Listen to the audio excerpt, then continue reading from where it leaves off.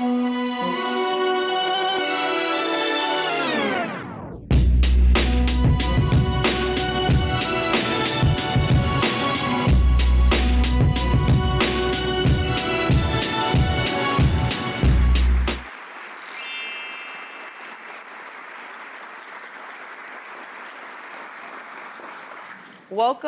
to Purpose and Passion with Raina Carrillo. That is I. We have the lovely Clarisa Kirk, right? Thank you. Yes. All right, yes. all right.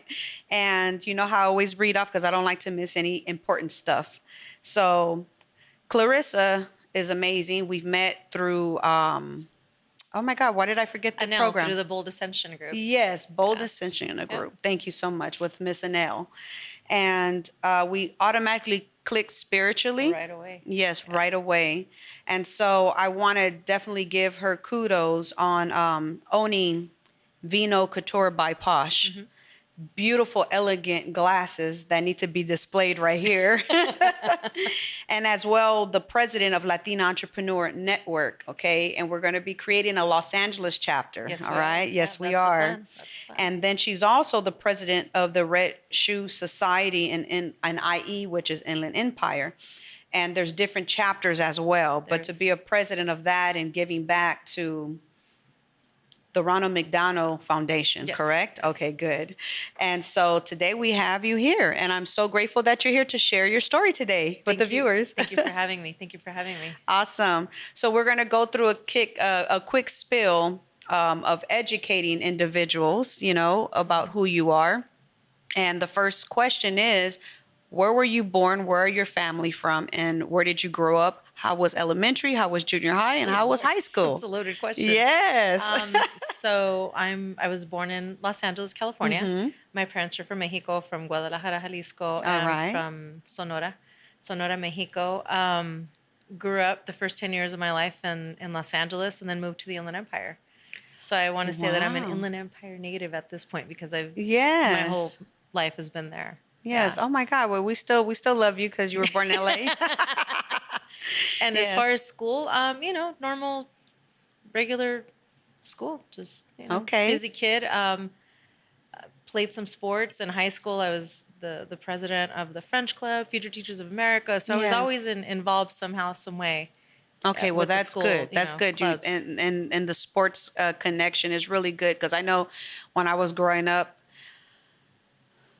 we had sports, but I think, I went into the wrong crowd in high school and junior high, so I didn't play no sports. But I did try softball. Okay, that's what I played. Yeah, but I got in trouble on purpose because I did something, and so that put me out. Be expelled a little bit on that softball game. We've all had our little mishaps in high school. Yes. I totally get it. Yeah. So I'm very happy, to have you here. One thing about Clarisa, we went to the beach in Redondo Pier, and we had a beautiful moment. I'm a person that loves the ocean. I feel like I'm connected to God. You know what I mean? I'm truly connected to God when I'm close to the ocean. Something about that water, the sand, the rocks, things of that nature. So we had a bonding moment, and one thing that when we were talking about childhood, the conversation was, the show is about educating, empowering, inspiring, and teaching awareness. Right. So you're my first guest to talk about a really hard topic, for our community, for the viewers, whether you're a mother, you're a father, you're a grandmother, your grandfather, or the children, right? The topic never get touched in a household really unless somebody was affected. So we're talking about, molestation, sexual assault, things of that nature.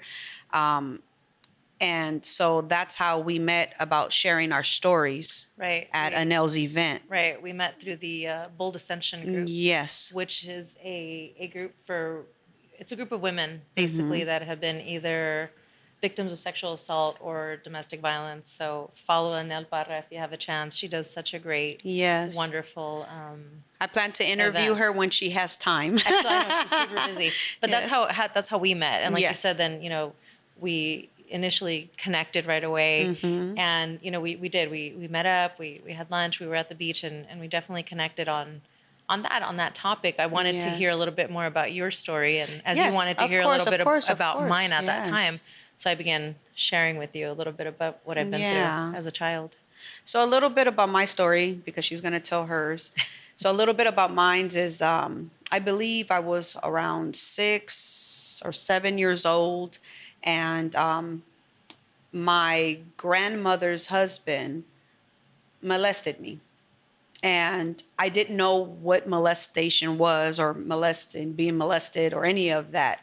I just knew that after playing doctor, I felt uncomfortable. Right. And the only reason why I kind of figured out that things were kind of different for me was because, number one, I was uncomfortable, but I trusted the individual. And I think what it was is, as a child, I would sit down in the living room in front of the television, and they had a commercial talking about, if somebody touch you this way, you tell a family member. And the story goes like this. I go to my grandmother and I say, Grandpa Cruz touched me wrong because I felt uncomfortable. He played doctor with me. Right. So I experienced my first rejection from my grandmother. Mind you, her husband wasn't my biological grandfather. I thought he was, because he's been in my life when I was in my mom's stomach. You know, right. I see pictures That's and stuff like that. That's all you knew. Yes, I just knew he was my grandfather. Right. And I loved him because he was my grandfather. And so when I spoke to my grandmother and let her know what happened, how I felt uncomfortable with the playing doctor, instead of listening to me and speaking to my mom, she decides to yank me and bring me to him face to face, which was so awkward. Yeah, because you're a little girl. You're like, oh my gosh, I'm going to get in trouble. And he looked at me kind of like a normal face, but the eyes said it all. Yeah. You know, like, why would you say something like this? Yeah. And so he said, no, I would never do that to Raina. I would never do that. So then my grandmother told me, God doesn't like liars, and don't you share this with anybody. So sweet. Yeah. So that was my first time of rejection. So that happened. And so as I watched these commercials off and on, I went to Lenox Park, and my Uncle Jesse was swinging me. And I mentioned to my Uncle Jesse, my dad's brother, what happened. And at the time, I didn't know he was a cholo, right? You know, you're clueless to gangs or whatever, right? You kind of know it's different, but you don't know, right? You're a little kid. And I remember telling him what happened to me. And the first thing he says, did you tell your parents? I said, no. Well, it's important that you tell your parents before I do anything. And I'm like, okay. So I was scared of my father, you know, but eventually I ended up telling my mom. Yeah. And that was a whole nother story. It's a whole nother story. Yeah, a whole nother story. Yes. Yeah. So with that to say, to make it short and sweet, my mom believed me. Praise God. And she went back to that house to confront him along with her sister. And that man is lucky that he was alive that moment and that day when it all went down. Right. And so that was my journey. So now that I raise my daughters, I always tell my kids, even my son, you know, I have 11-year-old twins, a boy and a girl, Omar and Omar, and then I have Giselle, the 8-year-old. And I express to them all the time, I don't care who it is. You know, I don't care if it's your dad, your grandma, your grandpa, your uncle, your aunt, anybody, you know. Always speak up. Yeah, always speak up if you feel somebody touched you wrong or you were uncomfortable, you know. Oh, no, absolutely. And the only reason why I'm open like that is because I've experienced it. Right. And I want my kids to be aware of what I went through and how history repeats itself. It does, unfortunately. Especially if they, you know, sweep it underneath the rug. Because a lot of families, you know, have been through that, where they've been raped or molested by their family member. Right. And they go back to the mother, and the mother's like, get over it. Because they've been through it. And they don't want to deal with it. Yeah, they don't want to deal with it. Yeah. So that was an example of my experience, and as a mother, to bring awareness to my children. Yes, they're young, but I was 6 years old and nobody didn't share anything with me. Right. So if I was aware of this at a young age, I would have been already like, stop. Right. You know what I mean? No.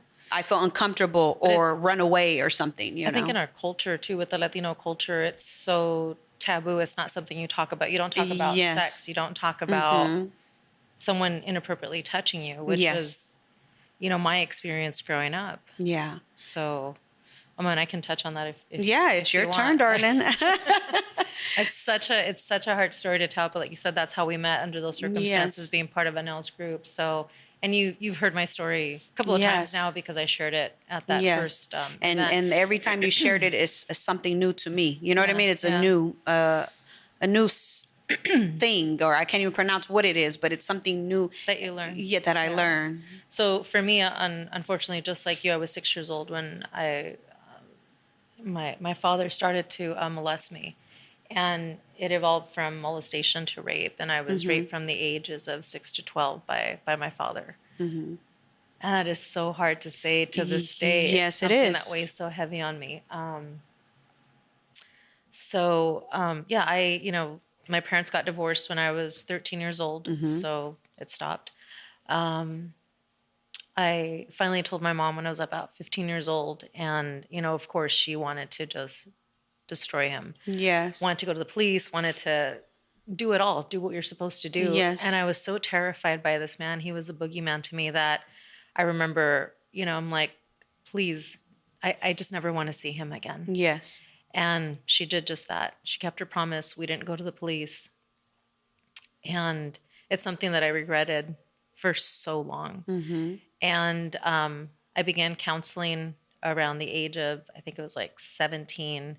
And I, had the most amazing therapist, Jackie Hudson, who to this day I attribute so much of my wellness and my well-being to her. Yes. But number one, first and foremost, to God. Amen. Because even though I was going through all these horrible things, throughout my story, you'll see that God appears so many times throughout the story. Yes. So I go through counseling for so many years. And towards the end of that counseling with Jackie Hudson, I was in a women's group. And, we talked a little bit about, who I am. We grew up in a poor community. We're a low-income family. Couldn't afford really that counseling. Yes. I was referred over to her, and this is my first sign of God throughout the story is I get referred to her, and she's telling me, hey, you really need a lot of therapy. I tried hurting myself. I tried committing suicide when I was younger. Yes. And she looked at my intake sheet, and she's like, wow, you really need a lot of help. You're a mess. Yeah. And, this is back in, my gosh, the 90s. And she was super good, but super expensive. Every session with her was $150. There's no way Wow. a kid my age could afford that. Especially back then. Yeah, and we didn't have insurance. Like I said, Yeah. we're, low income family. So she looks at it, and she's like, it's going to be at least 3 sessions a week, 150 per session. I'm like, and this is every week. There's no way I could do this. So, I tell her, thank you for your time. She tells me, wait, stop. She's like, you really need help. And I see something in you. Oh, And- I love when people say that. And she says, can you afford $5 a week? And I was like, yeah, I can afford that. That was my first sign that God was looking out. Yes. So she says, all right, $5 a week, 3 times a week, but you cannot tell the other women in this group that I'm doing this because they're paying the $150. She's like, Yes. but I see something in you, and I feel that if you work hard enough, you're going to be okay. Yes. You're going to be okay one day. You just have to work really hard. So I went. Part of my therapy was at the very end of the therapy, she asked us all to confront the person that hurt us, So I obviously didn't want to see my dad ever again. Yeah. So what I did was I wrote him a letter, and this is before the internet. So I looked him up Yes. in the white pages, found his name and address, wrote him a letter, Yes. said, hey, Fernando Manuel Salcido, this is your daughter, Clarissa. You're probably wondering, what happened to me. So I tell him how I'm a Christian, how I forgave him, how, what he did, how he had raped me, how he had destroyed me, how he'd hurt me so Yes. much. And at the end of the letter, I say, you're probably wondering why you never went to prison for the things that you had done. And I said, it's because I felt that man's law is not strong enough to punish you for what you did to me, but God's law is, you will see. Letter ends that way. I mail it out. I never know if my dad gets it. Yes. I move along with life. I get married. I have a child, get divorced, I just move along in life. Yes. And I get a call I think it's about June 6th of 2008. I'm in my 30s at this point. And I get a call from a detective asking if I had ever written a letter to a Fernando Manuel Salcido. And I'm out here in Vegas with my husband at the time. Yes. We're just out having a weekend, and I get this call, and I'm thinking, how in the world is this detective asking me about this letter? Is so random. So I'm kind of, dumbfounded. I'm like, yeah, I wrote a letter. Why are you asking about this letter? And he says the letter's been found. So I completely freeze because, again, it's not like I wrote this letter and my dad's like, hey, honey, thanks for writing me this letter where you're accusing me of rape and all these things that I did to you. So right away he says, hey, can you come down to the police department and authenticate this letter? Absolutely. I got a call on a Friday. I was at the police department on a Monday. And it was so crazy to read a letter that I had written. Yes. This is 2008, that I had written back in 1996. I remember it was like April the 20-something of 1996. Turns out my dad was in jail for hurting 3 other kids. He had remarried, I guess, a 3rd time, and he ended up hurting 3 other children. Wow. And let me tell you, his wife at the time had donated all his clothes to the church. Mm-hmm. And in that pile of clothes, one of the people gets this free jacket and the church pile of free clothing that she donated that belonged to my dad. Guy reaches into a coat pocket, finds this letter, and he reads it, and it's my letter. Turns out my dad had kept that letter in a coat pocket, still in the envelope with the postage stamp, with the date. Wow. So it was the envelope, the letter, the whole thing. That person turns it into church. Church calls the lady who donated it, which is his, wife at the time. She turns it over to the police department. They find me, they contact me, and that's how I kind of get roped into this case. Turns out he was looking at 5 years probation for hurting 3 little girls, for molesting them.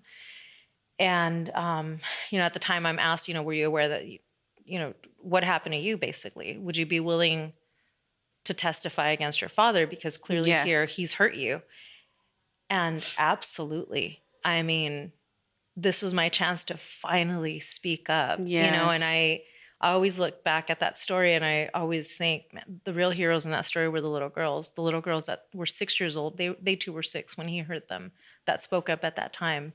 Wow. You were the hero in your story when you spoke up at the age of 6. Yes. Here I'm in my 30s and I'm finally given the opportunity to speak. Wow. So, we go to court, I speak up, and it was so painful to see my dad after so many years, to sit in front of him. Imagine. And just stare him down and read that letter in court, in front of a jury.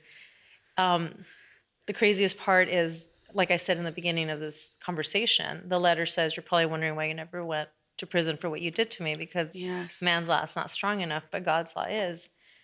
In this case, for hurting those girls, he was looking at 5 years probation. Mm-hmm. He was looking to actually get out because he had already gotten credit for time served. Mm-hmm. By the time we were done with the case, I was introduced as a victim as well in that case, and I testified. He ended up getting 30 to life.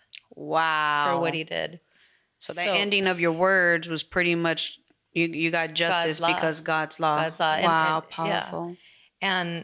And to me, I always tell people, if you have an opportunity to speak up about what you went through. Speak up. You never know how that's going to impact not only your life, but it may save someone else's life. Speaking up. I think in this situation, just, on the outside looking in, is you did speak up, but you spoke up through a letter. You know what I mean? I did. So that's one thing you should recognize. You did speak up, but it was through a letter. Yeah. And it's like it was meant to be that way. So then when he goes to court, that letter was to be read by you. Yeah. A grown woman. You know what I mean? Definitely. Because sometimes in such scenarios like this, you can speak on it and something might not happen, right? Or the family would just disown them, or whatever the issue would be, right? problem solving kind of thing. Or maybe he would have just did that 5 years in jail. You know what I mean? Well, yeah, he was actually just getting probation. He wasn't even going to get any time in jail. Wow, He was just going to be he was facing probation, which is gross. So when I was introduced to the case, he, again, I haven't seen him in 20 something years. Yes. He looks back, he sees me coming down the aisle in that courtroom, and he's just like, "Is that her?" Yeah, well, because it's been so many years. His ex-wife walks in. All these people are walking into the courtroom. His sister's there.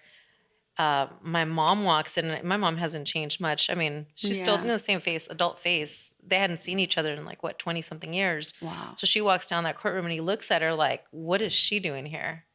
And then he sees my brother, who he hadn't seen since my brother was 10 or 9. Mm-hmm. And then he sees me. Last time he saw me, I was 13.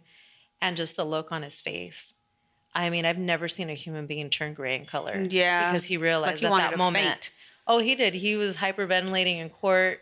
I remember the judge saying, "Order in the court, sit down," yelling at me like, "Sit down." And I was like, I wanted him to see that he did not destroy me. Yes. And I know that, growing up, and one of the most impactful moments in the court case was the beginning of the case, where they ask you to state your name for the record.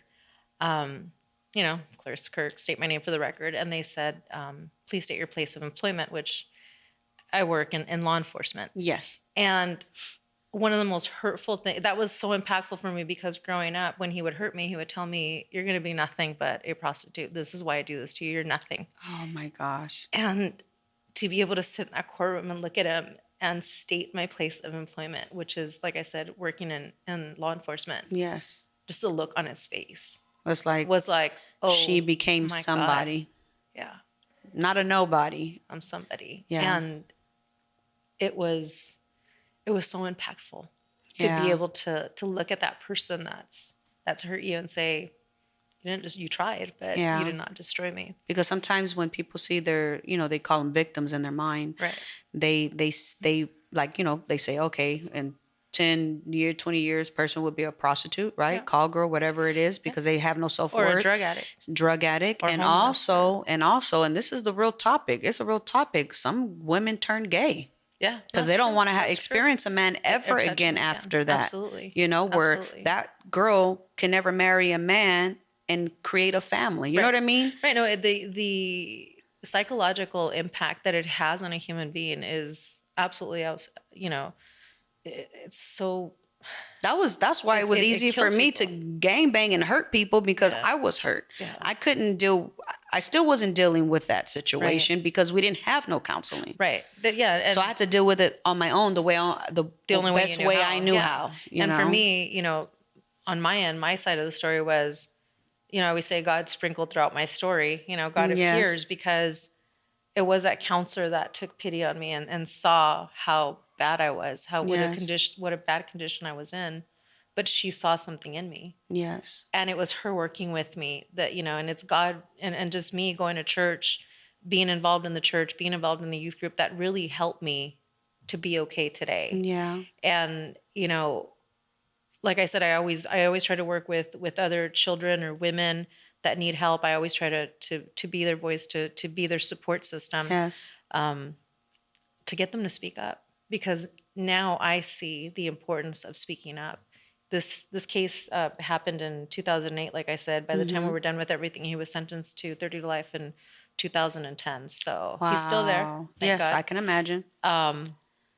But it's crazy to say I'm thankful to the Lord for everything that happened, because he is off the streets.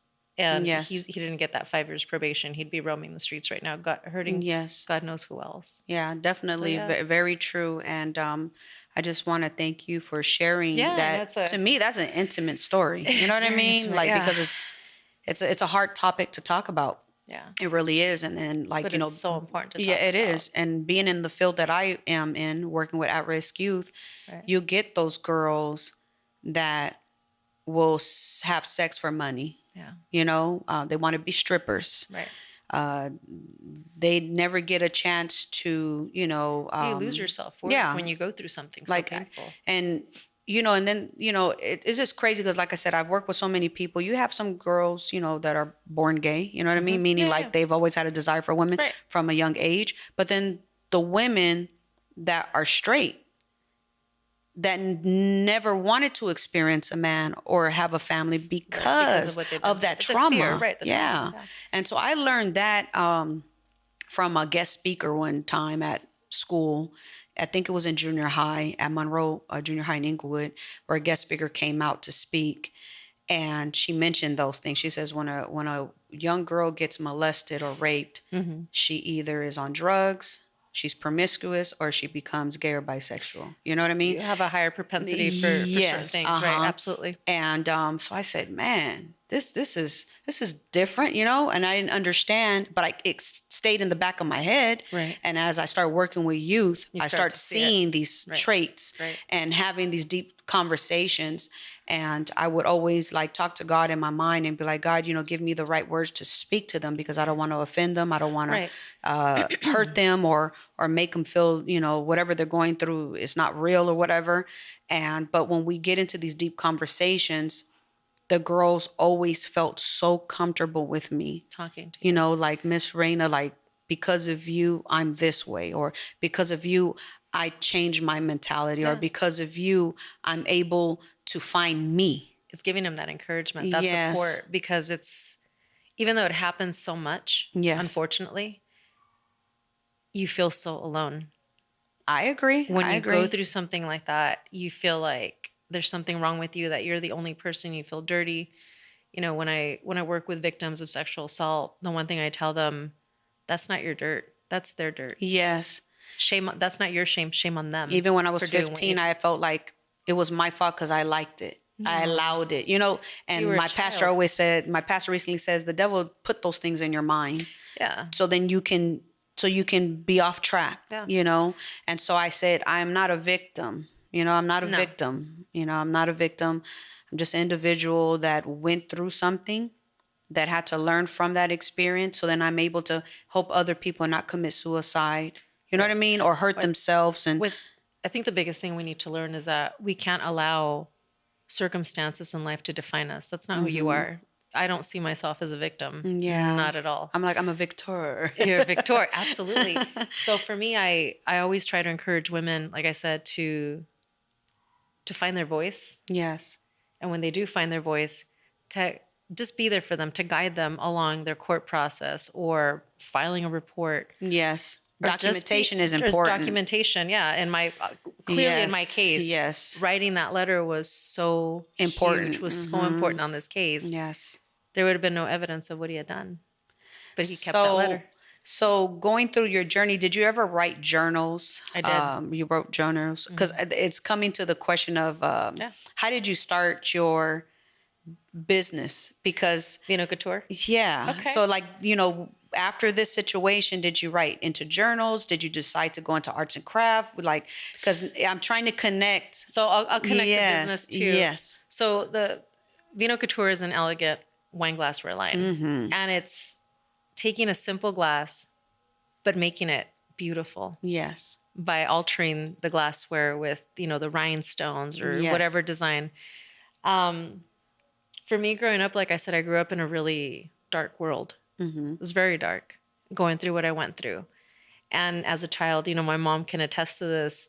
She would tell me, hey, Mija, go set the kitchen table for dinner. So I'd always take my time, pluck little roses from the garden and try to set the table as best as I could. You know, like, again, we're super poor family, but I would still try to make set the table the best I could. Even though I was going through all that, I always tried to find beauty in anything I did. Wow. In anything I did. Even today, just waking up, it's putting my best foot forward, putting on, doing the hair, doing the makeup, dressing up, feeling good. If you look good, you feel good. Yes. The glassware company, it's taking a glass, embellishing it, and adding that extra sparkle. I'm about bringing that extra sparkle to someone's life. Aww. And the glassware does just that. Yes. It's the glassware, you know, it's an ordinary glass. But once we add the embellishments and the crystals and the, you know, we add, you know, Swarovski crystals or, different Australian types of crystals. You've seen the work that I've done. Yes, beautiful. Wish I had a glass here to I show know, it. I should have brought one. I should have brought one. But it's turning any ordinary occasion into a beautiful event. Yes. with the glassware.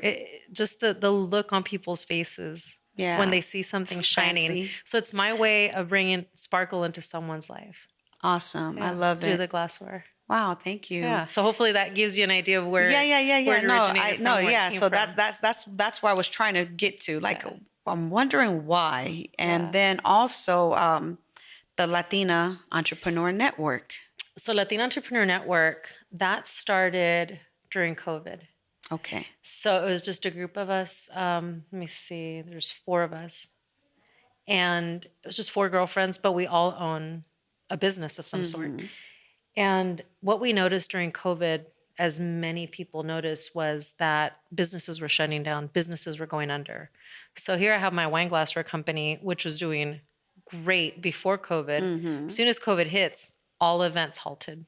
Wow. People, you know, were panicking down. and everything else. Yeah. Businesses were shutting down. A lot of my vendors that would, purchase them, they said, hey, we're closing our doors. We don't need the glassware. A lot of my retail locations. So the 4 of us who own businesses as girlfriends, Cynthia, she's a real estate agent, Vero, who owns Vero Margot Spa, and Yoli, who owns Yoli's Tax Service. The 4 of us, we decided let's keep our businesses afloat. Yeah. I need you to promote me on social media. I'm going to promote you. So we came up with this idea of promoting each other via social media. And number 1, it's free. Yes, free marketing. But imagine multiplying yourself times 4. Yes. 4 other businesswomen. So we started to notice that our businesses started gaining traction. Then we had other Latina business owners who were like, hey, how can I be part of your little group? Yeah. And then another one. So we decided to launch Latina Entrepreneur Network. And now we're looking at 25 members in the Inland. Some of them are in the Inland Empire in Orange County. We have a singer, Tania Su Nueva Era. We have a winemaker, Cecilia Mota. We have Josefa Salinas, who is a legend, an icon, your comadre from 104.7. Yes, radio industry queen. Was so instrumental. We had our first pop-up this year for Hispanic Heritage in the city of Rialto. She made that event happen. Yes. I mean, she was so amazing. So we have a legend like Josefa as part of our group. So I'm trying to think of everybody right now and my mind's going blank. Like I said, we have the spa, we have a singer, we have booty bands. A girl who created her bands to work squat. out, to do I need to buy squats. that. So we have, like I said, a realtor. We have a little bit of everything in our group. We have a hairstylist, Elena Muller. Yes. We have a makeup artist who does celebrity styling and makeup as well. And then V'NO Couture, the wine glasses. So we have a little bit of everything. The one thing that sets us apart from a lot of these other women's groups is that we offer exclusivity. And what that means is there's only one. For example, we have you. You do your radio show, but you also do the insurance. Yes. Therefore, there's only one insurance person in our group. Yes. And what that does is it ensures that there's no competition within the ladies. Yes. And we focus solely on growing your business. Yes. So like I said, we're 25 strong. So imagine now 25 of you promoting you. Yes. On all social media. Because they have in our network, we call it like in our financial services, we call it the warm market. Yeah. So if there's 25 women that is promoting me, then and we all have a good following. And then you have 25 plus thousands of people that are watching. So that's the idea behind Latina Entrepreneur Network. Like I said, we started out in the Inland Empire, Orange County. We're talking about the LA chapter, Raina. Yes. You might be heading that up. Yeah, I'm ready for that. So the whole goal is to empower women, help women grow, help their businesses grow. And you know what I like about it is even though it's Latina, for Latinas, we don't discriminate. No, we can. You can be African American, you can be Polynesian, absolutely. You can be Asian, you can be European. It just started with the name because we were Latinas that started it. The founders. The 4 of us are Latinas. But other than that, we accept everyone. Yes. The only caveat is only one of each business because we want to ensure you grow. That's it. Other than that, we're here to empower, encourage, uplift the women and just really, truly make a difference in their businesses. And we all see that the women in this group are truly thriving. Oh, we have a couture designer as well. Charmaine Joie Couture. Yes, she actually makes couture gowns, and Susie Chic Boutique. She owns her clothing line as well. So we have a little bit of everything. Placita Restaurant, Elvia Brito, who's the owner of Placita Restaurant out in Riverside. We also have a restaurant owner and chef in our group. Yeah, because I have a lot of girls that are like, that I'm interviewing, reaching out to, and they're phenomenal women. Okay. Phenomenal women. And I was like, oh, we need a LA chapter. Definitely. Yeah, we need a LA chapter. Let's expand. I mean, just imagine, seeing more people grow. Yes, of course. It's truly all about helping each other grow, about networking, because how did we meet? Yeah. Networking through the women's group. But that's still networking. Yeah, it's still definitely networking. So that's what Latina Entrepreneur Network is all about helping women grow. And also tell the viewers about how did you become the president of Red Shoe Society and Inland Empire? That was phenomenal, because I remember I was super late at that event. I was like, oh my God. And then you're like, this is going to be the next mayor of Inglewood. And I'm like, I'm always calling out. I feel that, if we put it out into the universe, it's going to happen. So and we're so excited to support you. You have a crew of 25 women that are supporting, your campaign. But so what we do every year with the Latina Entrepreneur Network is we choose a charity to help out, to benefit. And I was approached by the Ronald McDonald House out of the Inland Empire, and I was asked if I'd be interested in if I could head up their Red Shoe Society. So the Red Shoe Society for the Ronald McDonald House, they have different chapters throughout the nation. Yes. And we're the Inland Empire chapter. And basically it's business professionals raising money to help benefit the families at the Ronald McDonald House.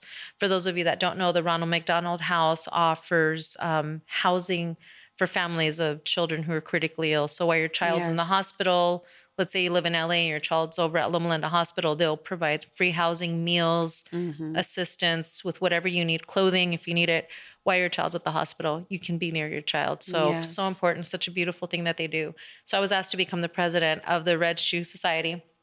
And it was easy to make that transition from Latina Entrepreneur Network and bring those ladies over to help out. So we've been heavily involved. We had a huge summer SIP event. We raised about $35,000, I believe, at the summer SIP event in Temecula for our very first annual event. So we did great. Yeah, that is awesome. Yeah. Well, thank you for gracing my show. Oh my gosh, thank you for having me. Sharing your testimony and sharing the things that you do to make people happy. Yeah. Giving back.